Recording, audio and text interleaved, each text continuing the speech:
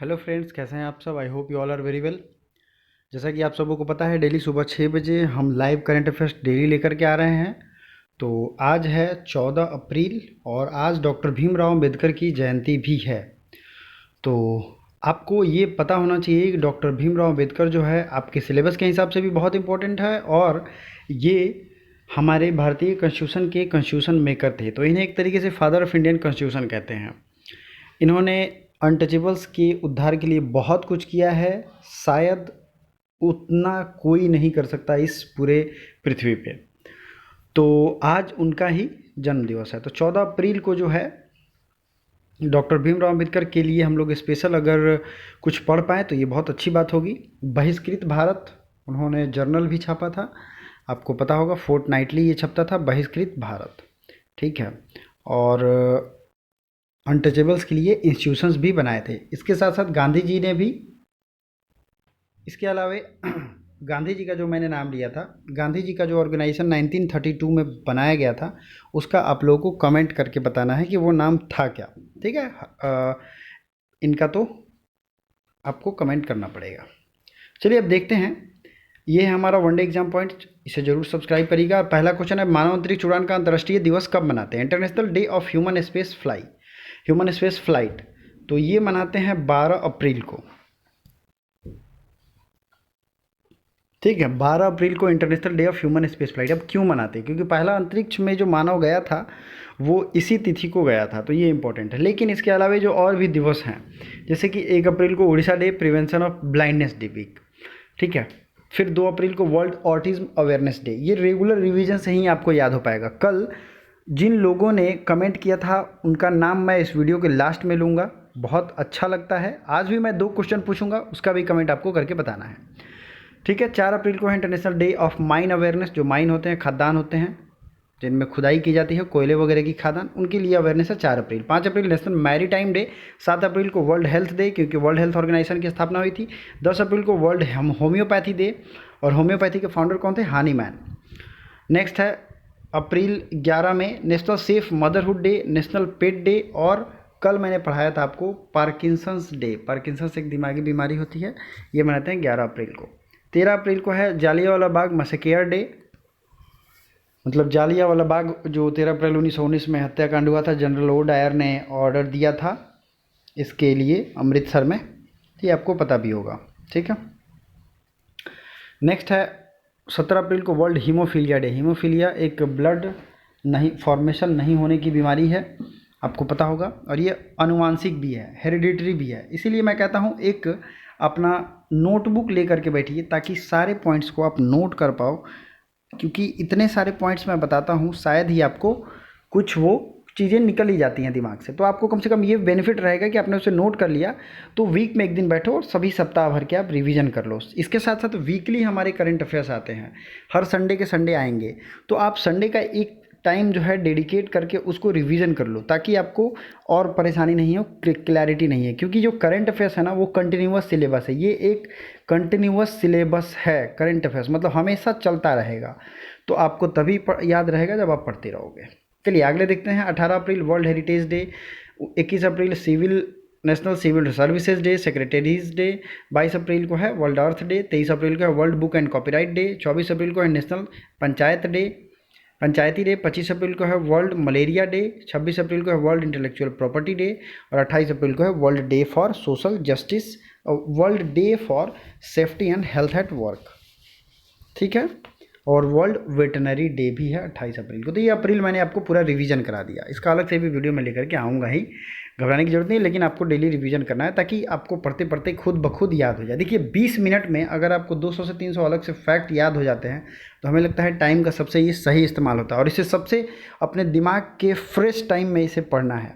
जैसे कि सुबह में आदमी सो कर के जगह होता है, सबसे ज़्यादा फ्रेश होता है, तो आपको उसी टाइम इसको पढ़ना है, ठीक है।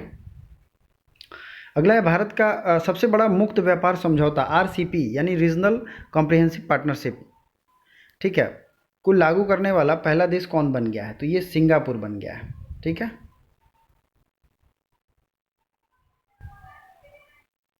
अब आप इस इमेज को ज़रा ध्यान से देखो, सिंगापुर है कहाँ और ये क्यों जी के पॉइंट ऑफ व्यू से ज़रूरी है।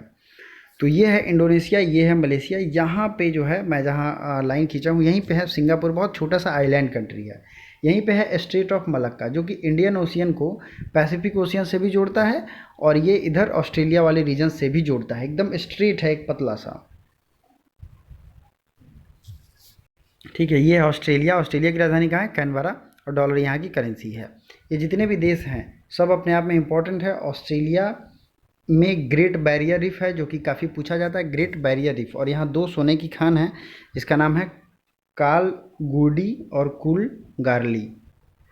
कुल गार्ली और काल गुडी, ये जो है सोने की खान यहाँ पे है। नेक्स्ट है, ये है हमारा प्यारा देश भारत। इसके ऊपर जो है चाइना है। और दुनिया में सबसे ज़्यादा लैंड वाला जो देश है वो रशिया है, जो कि एशिया और यूरोप दोनों में पड़ता है। और यूराल माउंटेन इसे अलग करती है एशिया को यूरोप से। ठीक है, तो ये चीज़ें आपको याद रहनी चाहिए। और कुछ कुछ जो न्यूज़ में चल रहे थे, जैसे कि अभी लाल सागर, रेड सी, और ये जो है सुएज़ कनाल न्यूज़ में था। तो सुएज़ कनाल क्या करता है? मेडिटेरेनियन सी यानी कि भूमध्य सागर, मेडिटेरेनियन सी रेड सी को जोड़ता है, यानी भूमध्य सागर को लाल सागर से जोड़ता है। और लाल सागर जो है लाल क्यों है? एक सवाल की वजह से वो लाल है। ठीक है, तो इस तरीके से बहुत सारे फैक्ट्स मैं एक दूसरे से इंटरकनेक्टेड बताता हूँ ताकि वो लॉन्ग तरीके से याद रहे। तो वीडियो अच्छा लगता होगा तो लाइक ज़रूर करिएगा और दोस्तों को भी अपने शेयर करिए। किस राज्य की सरकार ने सोनू सूद को कोरोना टीकाकरण अभियान के लिए ब्रांड एम्बेसडर बनाया है? तो Sonu Sood corona vaccination brand ambassador from Punjab. Punjab से ये बनेंगे। पंजाब के सीएम है कैप्टन अमरिंदर सिंह, कांग्रेस पार्टी से। और वीपी सिंह बदनौर यहाँ के गवर्नर हैं। अब ये जो है पंजाब, ये पाकिस्तान से भी लगता है और पाकिस्तान के तरफ भी एक पंजाब प्रांत उनका है। ठीक है, पंजाब को 5 नदियों की भूमि कहते हैं। आपको पता होगा, सभी सतलज, व्यास, रावी, चेनाब, झेलम, ये पांचों नदियां हैं इंडस की सहायक नदियां हैं। सभी के अलग अलग ओरिजिन प्लेस हैं। इन सब पे मैंने डिटेल वीडियो मेरे ज्योग्राफी के प्लेलिस्ट में मैंने बनाए हैं। नदियों का, कौन सा नदियां कहाँ से निकलती हैं, कैसे उसको याद करना है ट्रिक से, तो उसे ज़रूर देखिएगा। ठीक है, चलिए आगे बढ़ते हैं। किस राज्य सरकार ने जहाँ झुग्गी वहाँ मकान योजना को शुरू किया है? तो जहाँ झुग्गी वहाँ मकान, ये हिंदी में ही मैंने लिखा है क्योंकि ये हिंदी में ही ज़्यादा सूटेबल है। लॉन्च्ड बाई, तो ये दिल्ली सरकार ने, दिल्ली के सीएम अरविंद केजरीवाल और वहाँ के गवर्नर हैं अनिल बैजल। दिल्ली के लिए आपको पता ही है, वहाँ के लिए एक बिल पारित किया गया पार्लियामेंट में थोड़े दिन पहले। तो आइए मैप में हम दिल्ली को देखते हैं और समझते हैं। दिल्ली में भी काफ़ी रफ्तार में कोरोना बहुत तेज़ी से बढ़ रहा है। दिल्ली दरअसल बहुत छोटा है और ये इसको बड़ा करने के लिए इसके एरिया को एनसीआर बनाया गया, नेशनल कैपिटल रीजन। दिल्ली के लिए 1969 अमेंडमेंट एक्ट आया था 1991 में, दिल्ली के स्पेशल प्रोविजंस के लिए। नेशनल कैपिटल टेरिटरी इसे एक तरीके से कहते हैं। ठीक है, चलिए अब नेक्स्ट क्वेश्चन देख लेते हैं। किस राज्य सरकार ने 726 करोड़ रुपए के राजमार्ग परियोजनाओं को मंजूरी दी है? तो ये अभी बड़ा रेयरली है कि कोई बड़ा परियोजना कोई स्टेट मंजूर कर रहा है। तो ये है मध्य प्रदेश, जिसने इतने करोड़ रुपए का राजमार्ग प्रोजेक्ट बनाएगा। राजधानी है भोपाल। स्थापना 1 नवंबर 1956।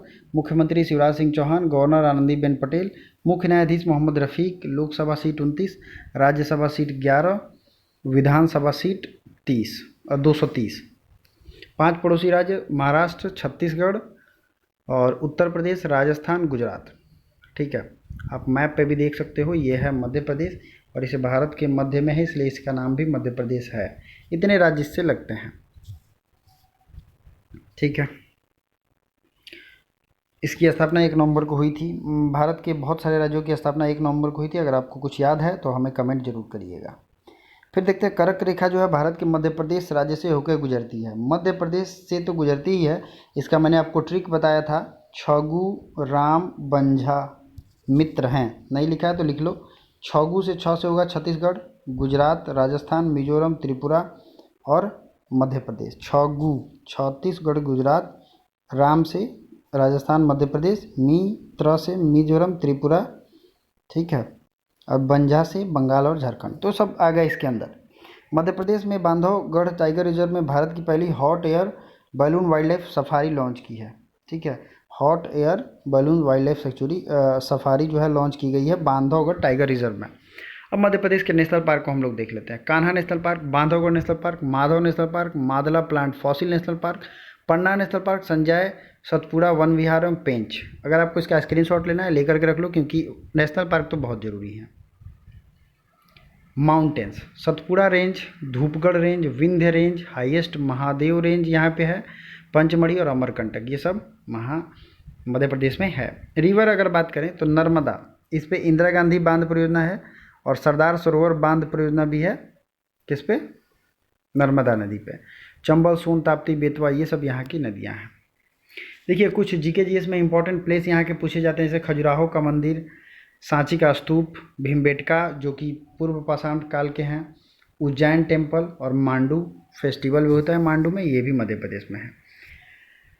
प्रमुख योजनाएं जरूर देखिएगा, क्योंकि आज मैंने एक ही स्टेट रखा है आपके डिटेल रिवीजन के लिए। एक जिला एक शिल्प अभियान, जीवन शक्ति योजना, एक मास्क अनेक जिंदगी योजना, निष्ठा विद्युत मित्र योजना, किल कोरोना अभियान चलाया गया था, श्रम सिद्धि अभियान, रोजगार सेतु कुशल श्रमिकों के लिए, संकल्प योजना, एफआईआर आपके द्वार, हमारा घर हमारा विद्यालय, युवा स्वाभिमान योजना, जन धन योजना, गंदगी भारत छोड़ो स्कीम, सबको रोजगार मिलेगा योजना, टॉप पेरेंट ऐप, रोको टोकी अभियान। अब आप ये सोच रहे होगे मैं बहुत फास्ट बोल रहा हूँ, तो मैंने जो स्टेट स्पेसिफिक जीके जीएस की वीडियो शुरू की थी जिसमें मैं हर स्टेट के बारे में बता रहा था, उसकी अलग video GK GS plus state नाम से एक प्लेलिस्ट है, वहाँ पे पड़ी हुई है, आपको देखना चाहिए। सारे स्टेट आपको एक साथ मिल जाएंगे, सारे 2 मिनट जीके सीरीज की जो भी चीज़ें हैं वो आपको वहाँ मिल जाएगी। ठीक है, चलिए आगे बढ़ते हैं। किसने भारत में अपनी तरह की पहली ऑनलाइन विवाद समाधान पुस्तिका, मतलब कि ऑनलाइन डिस्प्यूट रेजोल्यूशन बुक, पुस्तिका का बुक तो नहीं कह सकते हैं, एक तरीके से बुकलेट होगा ये, इनॉग्रेटेड बाई, तो ये नीति आयोग ने किया है। इसकी स्थापना हुई थी 1 जनवरी 2015 नीति आयोग, और इसने प्लानिंग कमीशन को रिप्लेस किया था। प्लानिंग कमीशन मैं बता दूं ये सुभाष चंद्र बोस का आइडिया था और 1938 में ये प्लान किया गया था, पहला प्लानिंग कमीशन। फिर है नगर विमान मंत्रालय के प्रमुख अरुण कुमार का कार्यकाल कितने महीने बढ़ाया गया है, तो ये अरुण कुमार जो हैं 6 महीने बढ़ाए गए हैं। भारत और किस देश में जल क्षेत्र में रणनीतिक साझेदारी के लिए, तो इसको मैंने बताया था नीदरलैंड ही राइट आंसर है। कल के दिन मैंने बताया था वाटर सेक्टर में एग्रीमेंट हुआ है नीदरलैंड से।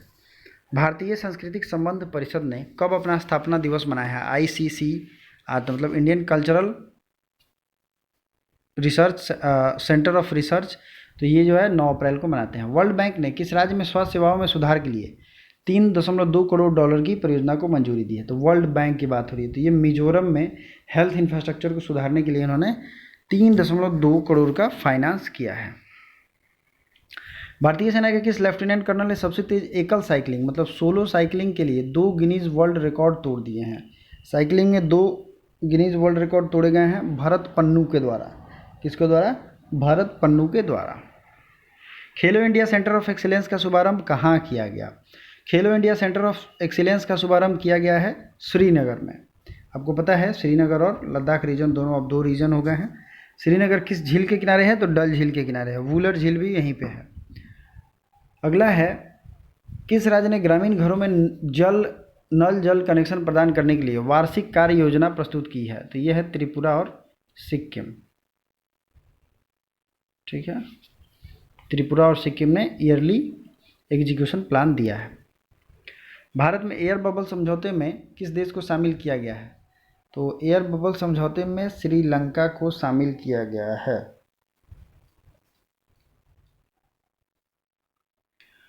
नेक्स्ट है मनीषा मौन किस खेल से संबंधित हैं? तो ये मुक्केबाजी से संबंधित हैं। मनीषा मौन।